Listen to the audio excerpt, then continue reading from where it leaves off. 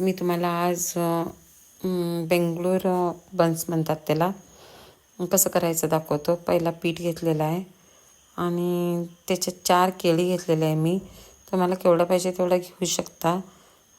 मी 4 केळी घेतले. आता ते केळी कसं तुम्ही मिक्सरमध्ये वाटून पण घेऊ शकता, नाही तर असंच हाताने चिरडून पण घेऊ शकता. मी मिक्सरमध्ये वाटून घेतले. म्हणजे मिक्सरमध्ये त्याच्यात 4 चमचे साखर, म्हणजे साखर मी ह्याच्यात बारीक होत नाही म्हणून त्याच्यातच घातलं, लवकर होते म्हणून. आणि त्याच्यात पण मीठ पण टाकून घेतले मी.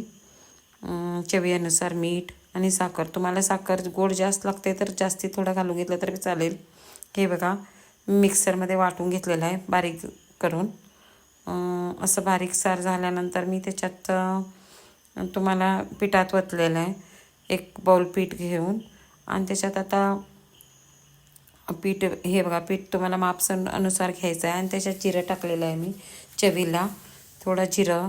आणि त्याच्यात 1 चमचाभर तूप थोडं टाकून घेतलेलं आहे ते चवीला. आणि त्याच्यातच थोडं मी आता ते मिक्स करून घ्यायसाठी थोडं दही टाकून घेतलेलं आहे. ते म्हणजे स्मूथ होऊन येते म्हणून, चांगलं नरम सार होऊन येते म्हणून. आणि ते सगळं मिळून आता एकजीव करून घ्यायचं आहे, सगळं कालवून घ्यायचं आहे.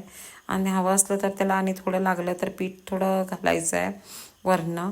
म्हणजे नरम हाताला पीठ लागायचं नाही आहे. जसं पोळी पीठ नाही तसं एकदम मऊ पण नाही, चपाती पिठासारखं एकदम घट्ट पण नाही, मीडियमसारखं पीठ मळून घ्यायला पाहिजे. मी अनेक बोलाची गरज होती म्हणून त्याच्यात घातलेलं आहे आता. म्हणजे आता ते बघा हाताला लागायचं नाही सारखं गोळा करून घ्यायचं आहे. हे बघा मी हाताला लागायसारखं गोळा करून घेतलेला आहे. एकदम घट्ट पण नाही, एकदम नरम पण नाही. आता हे मी 1 अर्धा तासासाठी झाकून ठेवूया. ते झाल्यावर की नाही मी बघा हे अर्धा तास झाल्यावर मी गोळे करून घेतलेले आहे. म्हणजे गोळे पुरी पिठासारखं नाही, जरासं मोठे जाड करून त्याला पीठ जरा कमी लावून लाटून घ्यायचं आहे. आणि त्याला छोटे छोटे गोळे करून घ्यायचं आहे, जसं पुरीचं साईज असं जाड राहायला पाहिजे ते थोडं. म्हणजे एकदम पातळ झालं तर पण ते चांगलं होणार नाही आहे. आता हे बघा कढईत तेल ठेवलेलं आहे मी आणि चांगलं लालसर होऊसारखं भाजून घ्यायचं आहे.